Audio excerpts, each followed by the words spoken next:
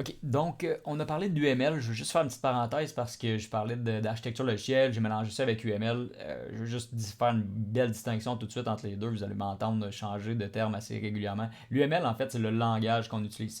Ça tient pour Unified Markup Language.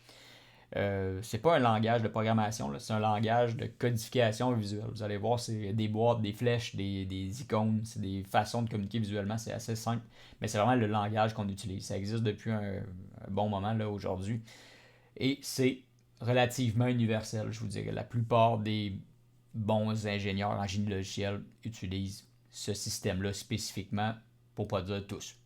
Donc, quand on fait de l'architecture logicielle, on le fait en trois modes. Donc, on a le premier mode, c'est le mode sketch. Deuxième mode, c'est le mode blueprint. Et troisième mode, c'est c'est le code en fait. Donc, le premier mode, le mode sketch, c'est vraiment l'aspect plus brouillon.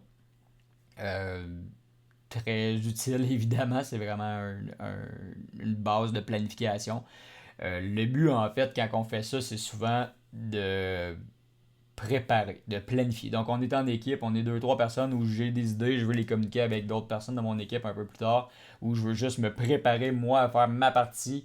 Je vais me faire un sketch en UML. Donc, je vais regarder c'est quoi mes systèmes principaux, quelles classes vont arriver, ou qu'est-ce qui va graviter autour. Le but, c'est pas d'avoir une planification exhaustive et propre. Le but, c'est vraiment d'avoir quelque chose qui est logique. On essaie de faire. Parce que c'est un peu comme quand vous faites un texte en dissertation, faut planifier nos idées, il faut essayer de structurer notre pensée.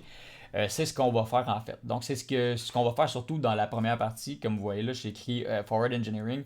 C'est vraiment avant d'écrire du code, on planifie. Donc on arrive et on décide de dire ok, nous on crée un jeu vidéo, on veut avoir des véhicules. Ben, la classe véhicule, elle a besoin de quoi pour fonctionner, c'est quoi le système, puis c'est avec quoi est-ce que ça va interagir.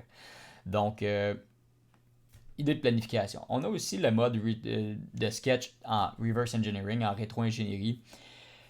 On arrive dans un système et on veut refaire une partie qui fonctionne moins bien ou qui fonctionne pas à notre goût et on essaie de voir comment le système fonctionne et on n'a pas accès au code. Donc il nous manque de l'information et on veut essayer de revoir comment est-ce que ça peut fonctionner. Ça peut nous aider à diagnostiquer. Donc on a quelque chose qui fonctionne pas, on va prendre ce qu'on a. Si on a accès au code, on va prendre ce qu'on a comme code, on va essayer de refaire une visualisation avec le code qu'on a.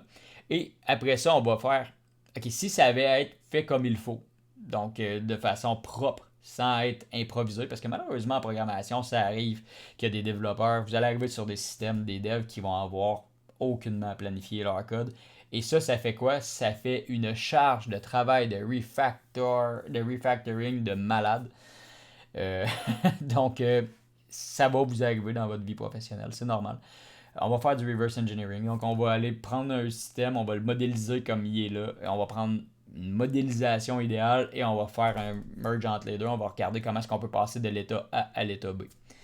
Donc, ça, c'est vraiment d'un point de vue très brouillon. On essaie de faire ça rapidement. Le but, c'est de faire ça de façon fonctionnelle et logique pour que moi, je me comprenne, mais que tous mes partenaires puissent comprendre rapidement où est-ce que je suis, où est-ce que je m'en vais. Donc, c'est dans une idée de planification.